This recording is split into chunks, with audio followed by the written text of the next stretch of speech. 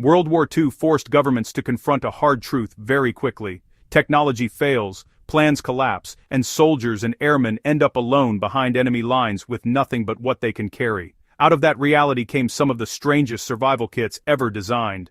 These were not camping kits or emergency rations in the modern sense. They were covert tools meant to deceive, escape, kill if necessary, and vanish without a trace.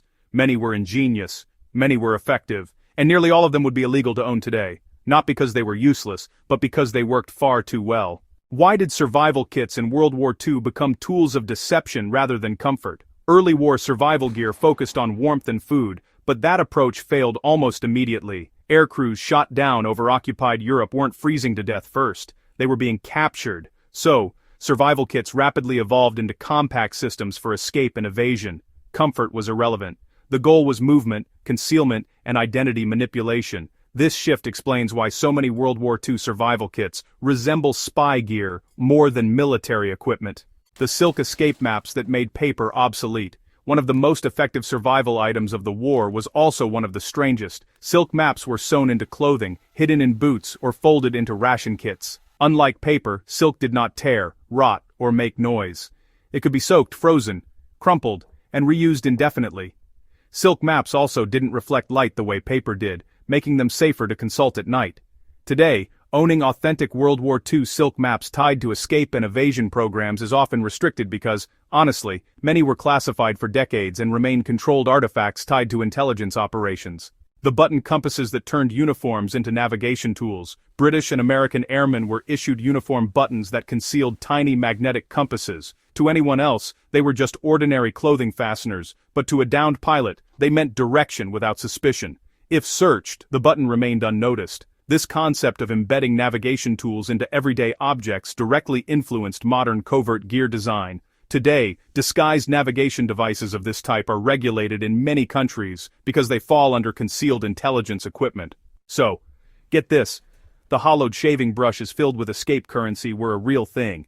Money was survival, plain and simple, but, carrying foreign cash pretty much guaranteed suspicion.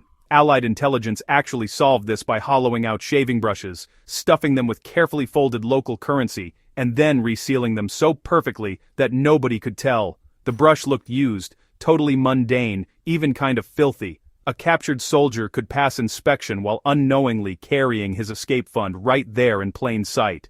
These days, modern laws about counterfeit concealment and undeclared currency make owning or reproducing items like this legally problematic. Then there were the edible survival kits that, believe it or not, doubled as poison delivery systems. Some kits actually included chocolate bars or rations with hidden compartments for cyanide pills or other lethal compounds. These were meant as last resort tools, for when avoiding capture or interrogation was the only option left. The line between survival gear and weapon just kind of vanished at that point. Possession of disguised poison delivery systems is, strictly illegal today.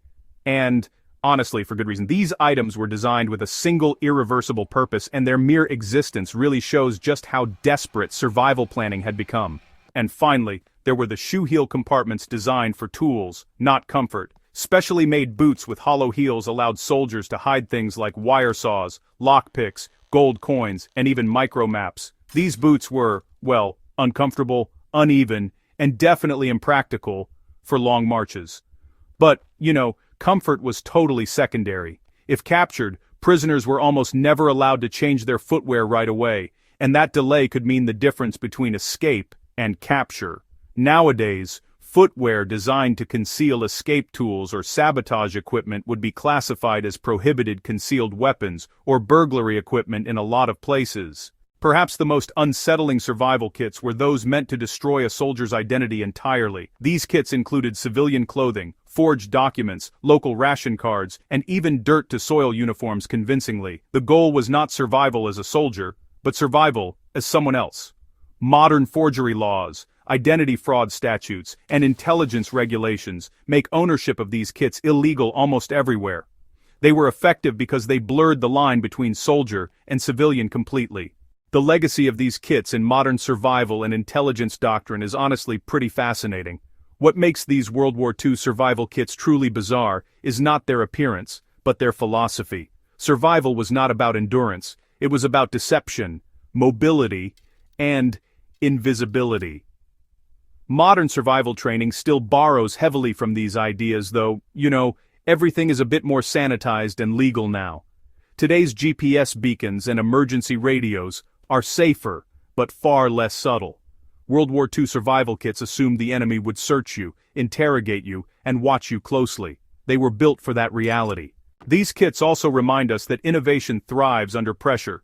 Many of the tools we now consider unethical or illegal were once considered necessary. They worked, they saved lives, but they also reveal a darker truth about war.